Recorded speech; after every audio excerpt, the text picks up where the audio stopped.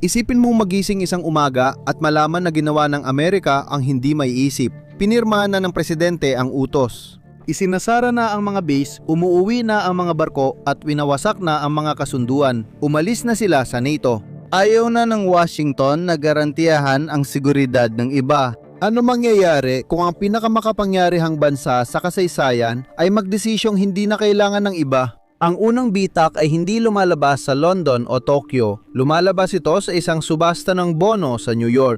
Ang US dollar ang salaping reserba ng mundo at karamihan sa mga Amerikano ay sinabihan na ito ay dahil sa laki ng ekonomiya at lalim ng mga merkado. At oo, bagay yan ng kwento. Ang bahagi na bihirang mapabalita ay mas simple. Nasa sentro ng pandigdigang kalakalan ng dolyar dahil 70 taon ng Amerika lang ang kayang magpatupad ng mga patakaran. Bawat kargamentong barko sa kipot ng Malacca, bawat bariles ng langis mula Saudi Arabia, bawat kable sa ilalim ng dagat na tumatawid sa Atlantic, lahat ng yan ay nasa ilalim ng payong panseguridad ng Amerika na hindi kailangan hingin ng kahit sino dahil palaging nandoon. Kapag ang bangko sa Singapore o pondo sa Switzerland ay may dolyar, hindi lang ito papel, kundi simbolo ng tiwala sa pagpapatuloy ng sistema. Sa sandaling magsara ang isang base ng US, nagiging mas hindi sigurado ang pagtitiwala na iyon. May mga usap-usapan na ang Saudi Arabia ay nakikipagnegosasyon na ibenta ang langis nila gamit ang yuan ng China sa hinaharap. Nagsimula nang ilipat ng Russia at China ang bahagi ng kalakalan nila sa lokal na pera. Matagal na ring nagmumungkahi ang BRICS ng alternatibo. Hindi naging sapat ang mga alternatibo sa dolyar dahil laging mas mahina ang mga ito. Kapag umatras ang seguridad ng Amerika, ang mas mahihinang alternatibo ay tila nagiging tanging opsyon. Una itong napapansin ng Treasury. Ang mga dayuhang mamimili na may hawak ng halos isang kapat ng utang federal ng US na higit-mahigit $9 trilyong ay unti-unting binabawasan ang kanilang posisyon. Sangkapat na punto, tapos kalahating punto, tapos isang buong puntos porsyento. Mukhang maliit lang hanggang lumabas ang bigat ng kwenta. Ang federal na budget ay mas malaki na ang ginagastos sa interes kaysa sa depensa. Ang 1% pagtaas sa gastos sa pangungutang ay nagdadagdag ng karaniwang $350 bilyong sa deficit bawat taon sa susunod na dekada. Ang bansang nagtatapos ng alyansa para makatipid ay nauuwi sa pagbabayad ng higit pa kaysa sa nagastos nito noon para panatilihin ang mga iyon. Ang tinatayang dolyar, 80 bilyon na matitipid taon-taon, ay nabubura ng ilang ulit dahil sa pagtaas ng gasto sa pangungutang. Susunod na mababasag ang petrodolyar. Sa loob ng dekada, nakapresyo sa dolyar ang langis dahil tinanggap ito ng Riyadh kapalit ng proteksyon. Kapag inalis ang proteksyon, nagiging opsyonal ang kasunduan. Malakihan ng tumatanggap ng yuan ang Saudi Aramco, kasunod ang UAE at Iraq. Sa ilang buwan, malaking parte ng pandaigdigang kalakalan ng langis ay nagaganap na hindi gamit ang dolyar, ang bahaging hindi kailanman sinasabi ng lantaran. Sa lahat ng mga taong yon na naroon ang militar ng Amerika, may pangalawa pa itong ginagawa. Sinusuportahan din ito ang dolyar. Ang unang biktima ng pag-atras ay ang mismong kabangyaman ng Amerika. Merong humigit kumulang 7 at 50 lokasyong militar ng Amerika sa halos 80 bansa. Ang malalaking base ang madalas na nababalita. Ang Ramstein, ang pinakamalaking sentrong lohistikal sa labas ng Amerika, humahawak ng malaking bahagi ng kargamento at tauhan ng US military papuntang Europa, Africa at gitnang silangan. Ang iba ay mas maliit, tahimik at madaling balewalain, refueling strip, radar station, imbakan ng kagamitan. Kahit anong laki, pareho lang ang binibili nila. Ang krisis sa Persian Gulf ay nagbibigay lamang ng ilang oras para tumugon kung may malapit na puwersa, pero linggo naman kung kailangan pang tumawid ng karagatan. Ang kolum ng mga Ruso sa Baltics ay pwedeng harapin sa loob ng ilang oras kung nakapwesto na ng maaga ang kagamitan, pero hindi kung nasa mga bodega pa sa Amerika. Ang oras ang tanging yaman ng militar na hindi pwedeng bilhin, gawin o itago. Isara ang mga base at ibinibigay ng Amerika ang karamihan nito. Umuwi ang mga aircraft carrier. May 11 nito sa hukbong dagat ng US, ang pinakamalaking fleet sa mundo. Pero iba ang carrier sa Norfolk kumpara sa Mediterranean. Umaabot ng ilang linggo bago makapwesto. Sa krisis, ang mga linggong ito ang nagkakaiba sa pagitan ng pagpigil at mga kahihinatnan. May nasamsam na komersyal na tanker sa Strait of Hormuz. Karaniwan, ilang oras lang ang layo ng carrier group. Ngayon, ang pinakamalapit ay nasa Atlantic pa. Walang tumugon sa tamang oras. Wala na ang barkong iyon. Sa unang pagkakataon sa mga dekada, nakita ng mundo ang isang patakaran na nilabag at nanatiling ganoon. Hindi agad digmaan ng sumunod, mas mapanganib ito, pagsusubok. Sinusubok ng Russia ang Baltics. Nagpapatuloy ang China sa blockade exercises sa paligid ng Taiwan. Pinapalapit ng Iran ang mga proxy nito sa infrastruktura ng Saudi. Wala sa mga ito ang lumalampas sa pulang linya. Hindi na malinaw ang mga linya. Unti-unting nauunawaan ng mundo kung hanggang saan ito pwedeng umabot. Hindi agad bumabagsak ang sistema, kundi unti-unti itong kinakain. Ang mga base ng Amerika ay hindi lang tungkol sa pagpapalawak ng puwersang militar, kundi isang pandigdigang orasan na ngayon ay iba na ang takbo. Ngayon, kailangan ng sagutin ng Europa ang tanong na iniiwasan nito ng 70 taon, ang NATO ay hindi basta-bastang mahiwalay sa Amerika. Bigla, inaasahan na itong magsarili. Sa papel, mukhang makapangyarihan ng Europa. Malaki ang ekonomiya, populasyon at modernong militar nito, pero maraming kakulangan, tulad ng depensa sa himpapawid. Sa simula ng digmaan ng Russia at Ukraine, umasa ang mga bansang Europeo sa interceptor mula Amerika para mapanatili ang operasyon. Hindi makasabay ang sarili nilang mga pabrika sa dami ng pangangailangan. Ang kontinente na inaasahang pipigil sa Russia ay hindi kayang mag-isa na mag-supply ng sapat na misil para ipagtanggol ang isang katamtamang laki na bansa. Mas malala pa ang sitwasyon ng kanilang intelihensya. Ang Five Eyes Network na binubuo ng Estados Unidos, Britanya, Canada, Australia at New Zealand ay nagbibigay sa bawat kasapi ng tuloy-tuloy na daloy ng datos na hindi kayang tapatan ng alinmang sistemang Europeo ng mag-isa. May BND ang Germany, may GCHQ ang Britanya, pero wala sa kanila ang makakalapit sa abot ng NSA. Kapag naputol ang American feed, bigla mawawalan ng malinaw na impormasyon ang mga leader ng Europa. Nagdedesisyon sila tungkol sa galaw ng tropang Ruso gamit ang satellite images na binibili pa nila sa pribadong kumpanya. Nariyan din ang tanong kung sino ang namumuno sa alyansa. Mula 1,900 at 51 isang Amerikanong general na 4 ang bituin ang namamahala sa command militar ng NATO. Bawat plano, bawat ehersisyo ay binuo base sa istruktura ng pamumunuan na yon. Magandang ideya lang sa papel ang pagtatalaga ng Pranses na general, hanggang sa kailangan niyang utusan ang mga tropang Aleman sa Ingles gamit ang US na balangkas kahit wala ng suporta ng Amerika. Nangyayari na ang pagkakawatak-watak, hinaharang ng Hungary ang armas para sa Ukraine habang bumibili ang Turkey ng air defense mula Russia. Ang alyansa ay tumagal ng dekada dahil Amerika ang bansang nagbubuklod sa kanila at kayang mag-pressure o lampasan ang mga tumututol. Kung wala ito, bawat hindi pagkakasundo ay veto. Di na kailangang sumalakay ng Russia, sapat nang hintayin ang lumalaking bitak. Hindi kailangan harapin ang pinalakas na batalyon ang NATO pagpasok sa Estonia. Kailangan lang nitong harapin ang anumang grupo ng mga bansang Europeo na matitipon sa natitirang oras sa ilalim ng kung anumang pamunuan ang mapagtagpi-tagpi mula sa mga naiwang guho. Ang tanong dito ay hindi kung umiiral pa ba ang NATO, kundi kung gumagana ba ito. Habang ang Europa ay humaharap sa isang krisis na banta sa mismong pag-iral ng Europa, gumagawa naman ng mga hakbang ang Asya. Simula 1945, nasa ilalim ang bansang Japan ng nuklear na proteksyon ng Amerika. Ang konstitusyong ginawa ng mga Amerikano matapos ang digmaan ay nilimitahan ang militar ng Hapon sa depensa lang. Sa halos buong panahon matapos ang digmaan, pinanatili ng bansa ang ganitong kalagayan. Ngunit kung wala ang garantiya ng seguridad mula sa Amerika, mawawala ang kasunduang yon. Kaya ng Hapon gumawa ng sandatang nuklear sa loob ng ilang buwan dahil sa dami ng plutonyum nila na sapat para sa libu-libong warhead. Ang tanging pumipigil dito ay ang kawalan ng pangangailangan. Alisin ang payong at lalabas yon. Kapag may missile test ang Hilagang Korea na malapit sa Hokkaido, nag-iiba ang prioridad ng Hapon. Ganito rin sa Timog Korea. Matagal na may suporta ang publiko sa independenteng nuclear deterrent. Kapag wala ang puwersa ng Amerikano, nagiging pulisya ito.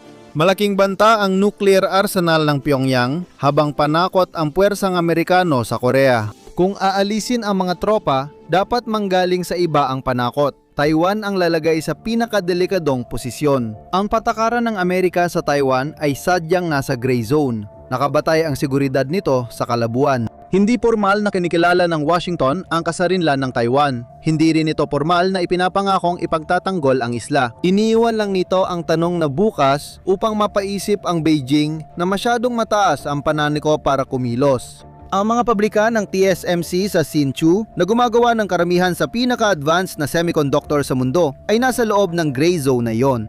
Umatras, hindi na kailangang salakay ng China, maghintay, mag-blockade at pigain na lang mabuti. Blokadang pandagat sa paligid ng isla, cyber campaign laban sa power grid. Matapos ang buwan ng ekonomikong pagsakal at walang American Carrier Group na tumutulong, magsisimula ng makipag-usap ang gobyerno ng Taiwan para sa sariling pagsanib. Mahalaga ang mga chips na yan para sa lahat. Kapag ang produksyon ng TSMC ay nading pag-aari ng China sa halip na ng Taiwan, magkakaroon ng bagong taga-kontrol ang buong pandaigdigang supply chain ng teknolohiya. Biglang malalaman ng Apple na parehong dulo ng kanilang supply chain ay kontrolado na ng isang gobyerno. Malalaman ng Nvidia na kontrolado ng pinakamalaking karibal nila sa geopolitika ang kanilang produksyon. Tahimik na nagbabago ang balanse ng kapangyarihan. Tahimik lang ang pagbabago ng kontrol. Ang American Alliance Network sa Asia ay higit pa sa pagsuporta sa umaasa sa kanila. Ito ang nagpapalakas sa supply chain na bumuo ng makabagong teknolohiya ng Amerika. Ang mapa ng Asia sa 2035 ay ibang-iba na sa mapa ng Asia noong 2025. Hindi Washington ang may hawak ng panulat at hindi rin sa isang rehiyon lang ang gulo. Kumakalat ito. Isa sa pinakamalaking pressure point ay nasa gitnang silangan. Noong dekada 1980 dumating ang isang panlabas na kapangyarihang nagtakda ng limitasyon sa tindi ng karahasan. Ang kapangyarihang yon ay ang ikalimang plota ng US na nakabase sa Bahrain na may mga carrier group at air asset na napapalitan sa Golpong Persiko. Mga asset sa Qatar, Kuwait at UAE. Hindi nito napigilan ang labanan pero naiwasan ang hayagang digmaan ng mga pangunahing kapangyarihan sa rehiyon. Matagal nang naglalaban ang Saudi Arabia at Iran sa proxy wars, ngunit hindi sila direktang nag-away dahil ayaw nilang magdulot ng reaksyon mula sa Amerika. Kung alisin ang ikalimang plota, mawawala ang preno. May pinakamalaking arsenal ng mga ballistic missile ng Iran sa rehiyon. Ang drone at missile attack sa Israel noong Abril 2024 ang pinakamalaking direktang pag-atake ng isang estado sa isa pa, gamit ang missile barrage noong ika-21 siglo. Naging kontrolado ito dahil tinulungan ng Amerika, Britanya, Pransya at Jordan ang Israel pabagsakin ng mga projectile. Kung walang tulong ng Amerika, babagsak ang depensa ng Israel sa parehong pag-atake at posibleng maging nuclear ang tugon nito o malapit man lang doon.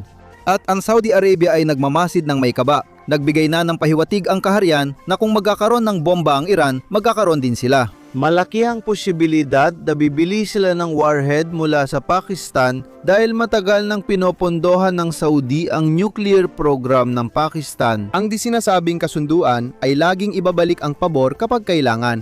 Ngayon, nawala na ang mga Amerikano, hinihingi na ang pabor na yon. Ang isang nuclear arms race sa isang reyon kung saan ang mga pangunahing bansa ay walang early warning systems at second strike capabilities ay isang panganib na hindi pa naranasan ng mundo noon. Ang reaction time sa isang regional missile launch ay 6 na minuto. Ang setup para sa paggawa ng desisyon sa ganung oras ay wala sa Riyadh o Tehran. At hindi pa natin napag-uusapan ang langis, milyon-milyong bariles ang dumadaan araw-araw sa kipot ng Hormuz. Kung wala ang Fifth Fleet, bawat kapitan ng tanker ay di sigurado kung papayagan silang makadaan o lulubugin ng susunod na Iranian patrol boat. Hindi lang tumataas ang presyo ng langis, nagiging hindi tiyap ang galaw nito. Hindi mapatatatag na merkado ang hindi nila mahulaan. Isang aberya lang ay magdudulot ng malaking epekto sa global supply chain at maapektuhan lahat pati Amerikanong consumer sa gasolinahan. Ang biglang pagtaas ay nagdaragdag ng 15, 20 o $25 sa bawat tangke ng gasolina. Tumataas din ang pamasahe ng airline dahil sa gasto sa krudo. Tumataas ang gasto sa trucking at sa loob ng ilang linggo, tumataas din ang presyo sa grocery store, bawat aisle. Sa US, hindi balita kundi bayarin ang karanasan. Ang gitnang silangan ang ugat ng pandaigdigang sistema ng enerhiya. Mananatiling bukas lang ang ugat na yan hanggat may Navy na nagbabantay dito. Hindi nagbabasa ng foreign policy brief ang defense contractor sa F-35 production line ng Lockheed Martin. Binabasa niya ang payslip niya at kapag huminto ang mga order mula sa mga kaalyado, agad din itong nagbabago bago pa man ang pulisya. Ang sistemang pinapairal ang kapangyarihan ng Amerika sa ibang bansa ay siya ring nagpapatakbo ng pandaigdigang ekonomiyang depensa. Ang industriya ng depensa ng US ang pinakamalaki sa buong mundo at wala nang ibang malapit dito.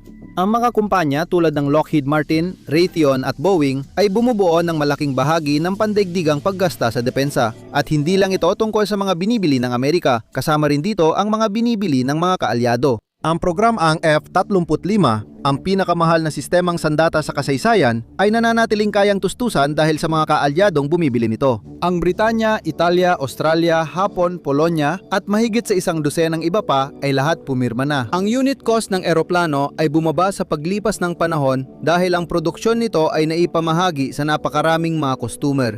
Kung umatras mula sa sistema ng alyansa, magsisimulang umalis ang mga kustume na yon. Ang ilan sa kanila ay maaring wala ng ibang mapuntahan sa maikling panahon. Hindi naman magsisimulang bumili ang Britanya ng mga Russia na fighter, pero ang mga pangmatagalang kontrata, kasunduan sa maintenance at mga susunod na henerasyon ng programa ay nababalot ng pagdududa. Nagde-develop na ang Alemanya, Pransya at Espanya ng Future Combat Air System bilang alternatibo ng Europa sa F-35. Nang umalis ang mga Amerikano, naging prioridad na ang dating reserba na programang iyon. Ang European Sky Shield Initiative na layong mapapahintulot sa mga bansang Europeo na bumili ng American Patriot batteries ay nire-restructure na yon gamit ang alternatibo mula Pransya at Italia. Ang Poland, dating pinakamalaking bumibili ng American hardware sa Europa, na yon ay tumitingin na sa mga tangke ng Korea at depensang panghimpapawid ng Alemanya. Tinatama nito ang kita ng industriya ng depensa, pero tinatamaan din nito ang mga trabaho. Mahigit 1 milyong Amerikano ang nagtatrabaho sa defense industrial base. Matatagpuan ang mga pabrika sa mga lugar tulad ng Texas, Maine at Virginia. Matagal nang ipinagtatanggol ng mga kinatawan ng Kongreso mula sa mga lugar na iyon ang alyansa dahil dito nakasalalay ang sweldo ng kanilang mga botante. Unang maaapektuhan ng pag-alis ang mga rehiyong yon. Isang defense contractor sa Fort Worth ay walang pakialam sa politika ng pag-alis sa NATO. Ang iniisip niya ay ang sweldo at kinabukasan niya. Ang presensya ng militar ng Amerika ay pumigil sa isang buong kategorya ng mga labanan na halos walang nag-uusap dahil hindi ito nangyari. Matagal nang nagtatalo ang Gresya at Turkiya sa teritoryo sa Aegean mula 1974. Pareho silang miyembro ng NATO na ilang beses nang napigilan ang kanilang pagtatalo na mauwi sa karahasan. Kung wala ito, ang mga isla sa silangang Aegean ay muling magiging pinagtatalunan gaya noong Imperyong Ottoman.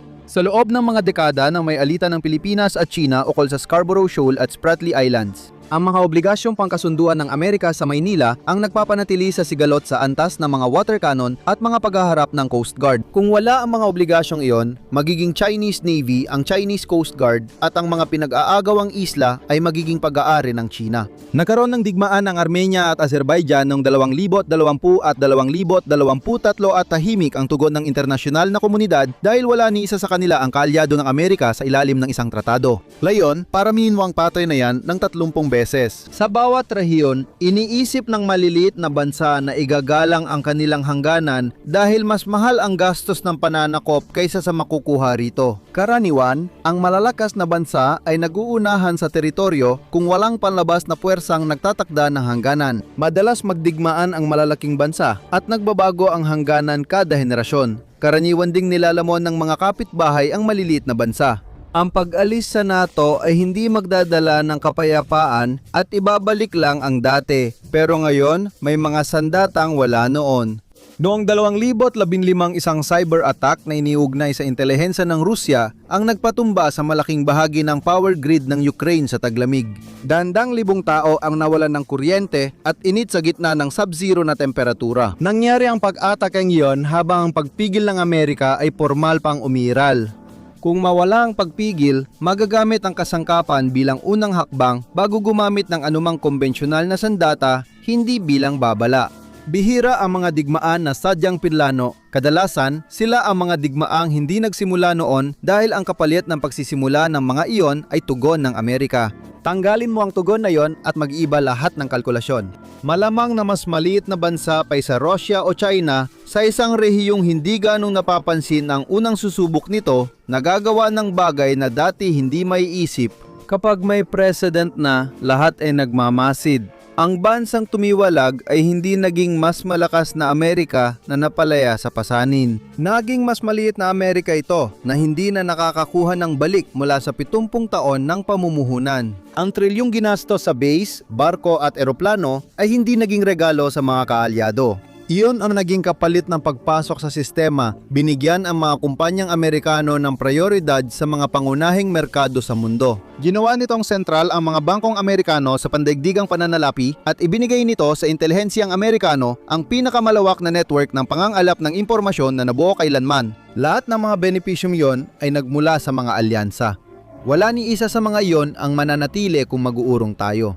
Ang mga Amerikanong multinasyonal na kumikita ng halos 40% ng kita ng S&P 500 mula international na merkado ay mawawalan ng pribilehiyong akses. Hindi na makukuha ng Amazon ang mga dating benepisyo tulad ng mabilis na pag-apruba, maluwag na pagpapatupad o pagiging default sa malalaking kontrata ng gobyerno at negosyo. Sinimulan na ng European Union ang mas mahigpit na pagpapatupad ng batas laban sa monopolyo, mga tuntunin sa soberanya ng datos at mga buwi sa digital na serbisyo. Hindi na nagbibigay ng espesyal na pagtrato ang mga pamilihan sa Asia sa mga kumpanyang Amerikano sa kanilang pagbili dahil hindi na nila kailangan ng American securities. Ang mga bangkong Amerikano na matagal nang nakikinabang sa sentrong papel ng dolyar sa global clearing ay nanonood habang mas nagiging ganap ang mga alternatibong settlement system. Dumarami na ang transaksyon sa cross-border interbank payment system na sinimulan ng China noong 2015. Ang SWIFT na nakabase sa Brussels ay nagmumukhang hindi na lang ekstensyon ng kapangyarihang pinansyal ng Amerika kundi isang neutral na infrastruktura. Unti-unti nang nawawala ang kalamangan ng Amerika na bayaran ang inaangkat gamit ang perang sila rin mismo ang naglimbag. Ang mga Amerikanong mamimili na nasanay sa pinakamurang gasolina, electronics at credit sa buong mauunlad na bansa ay natuklasan na ang lahat ng ito ay bahagyang sinuportahan ng isang sistema ng alyansa na hindi nila kailanman pinag-isipan. Buong mga alyansa at subsidya ay nawawala. Nangyayari ito ng dahan-dahan at hindi biglaan. Sapat na para tumaas ang gastos ng pagiging Amerikano sa absolutong antas. Bumababa ang posisyon ng Amerika laban sa matagal nang naghihintay na karibal. Kaya nitong mabuhay kahit walang kaalyado. Ang bansa ay may pinakamalaking ekonomiya, pinakamalakas na militar, pinakamalalim na kapital na pamilihan at nahihiwalay sa alinmang malaking kapangyarihan ng dalawang karagatan. Hindi naging mahirap ang pag-survive. Ang mahirap ay kung ano ang kahihinatnan ng Amerika. Kung aatras ito sa likod ng dalawang karagatan, mawawala ang karamihan doon. Hindi ito mangyayari sa loob ng isang taon. Nangyayari ito sa paglipas ng panahon tulad ng nang tumigil ang Britanya bilang tagapag-issue ng pangunahing reserbang salapi sa mundo matapos mawala ang lakas nito bilang pinakamakapangyarihang hukbong dagat.